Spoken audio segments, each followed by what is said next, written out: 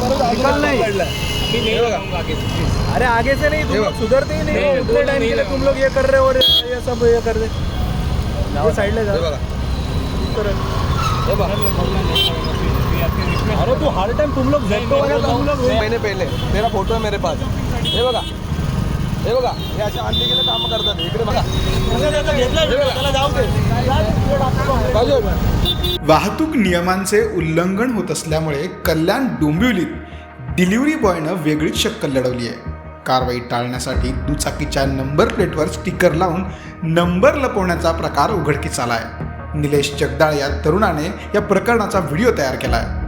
आता या आरोपीविरोधात गुन्हा दाखल केला आहे। मात्र वाहतूक पोलीस आणि RTO यांच्या नजरेतनं ही वाहनं कशी सुटतात याबाबत प्रश्न उपस्थित झाले आहेत। नंबर लपवलेल्या या दुचाकीकडून एखादा अपघात किंवा अनुचित प्रकार घडल्यास कोण जबाबदार ठरणार असा सवाल या निमित्ताने उपस्थित होतोय। म्हणजे एक चांगली घटना तुम्ही सांगणारी काय घटना होती? हे आपण बघतोय की म्हणजे महानगरपालिकेच्या आणि कल्याण डोंबिवलीच्या क्षेत्रामध्ये भरपूर असे डिलिव्हरी बॉयज आहेत की त्यांच्याकडे स्वतःचे कपडे पण नाही आहेत डिलिव्हरी करताना। प्लस ते एक नवीनच म्हणजे चलन वाचवण्यासाठी नवीन एक युक्ती त्यांनी काढली आहे। काही गाड्यांना तर त्यांच्या नंबर प्लेटच नाही आहेत आणि अजून एक असं निदर्शनात आलं आहे की त्यांच्या नंबर प्लेटवर मागचे जे नंबर आहेत लास्टचे शेवटचे डिजिट त्याच्यावर त्यांनी स्टिकर लावलेले आहे आणि स्टिकर ह्यासाठीच की त्यांचं चलन वाचलं पाहिजे। आणि ह्याच्यावर म्हणजे जसं आम्ही अगोदर पण 28 डिसेंबरला एक व्हिडिओ काढलेला, त्यावेळेस कल्याण पोलीस आयुक्तांना मी टॅग केलेला, कल्याण डोंबिवली महानगरपालिकेच्या त्या आयुक्तांना पण मी टॅग केलेला।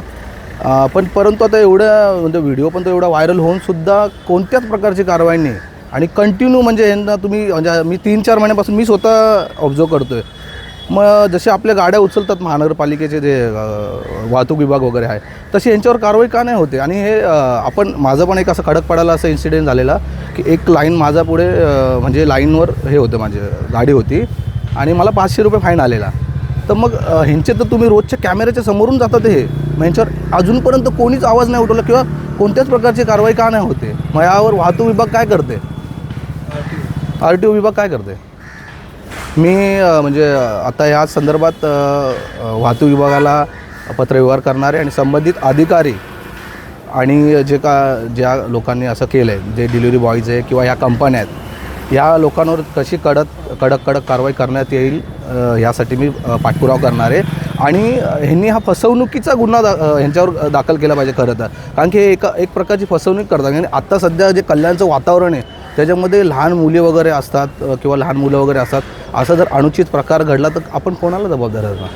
प्रकार समोर आला आहे, जे विविध कंपन्यांचे जे डिलिव्हरी बॉय असतात ते नंबर लपवून वाहतूक करते काय? सदर बाब ही आमच्या निदर्शनास एका तरुणाने आणून दिल्यानंतर आमच्याकडे जवळजवळ 10 पॉईंट आहेत कल्याण वेस्टमध्ये। सर्व पॉईंटवरील अंमलदार व वार्डन यांना सक्त सूचना दिलेल्या आहेत की कुठल्याही डिलिव्हरी बॉयची गाडी जात असेल त्याला थांबवायचं आणि त्याच्या गाडीचे नंबर प्लेट चेक करायची। असे निदर्शनास आलं आहे की जर समजा 4 आकडे असतील नंबर तर शेवटच्या नंबरला एक चिठ्ठी लावून देतात, चिटकवून देतात, जेणेकरून नंबर डिटेक्ट व्हायला नको। आमच्याकडे सध्या ऑटोमॅटिक सिस्टीम असल्यामुळे आम्ही फोटो काढून कारवाई करीत असतो। तर चिठ्ठी लावल्यामुळे त्या गाडीचा नंबर येतच नाही, मालकाचे नाव येत नाही। त्यामुळे आम्ही जेवढे डिलिव्हरी बॉय आहेत कल्याणमध्ये सगळ्यांचे मोटरसायकल थांबून त्यांचे नंबर प्लेट चेक करतो व लायसन देखील चेक करीत असतो व त्याप्रमाणे कारवाई सुरू आहे।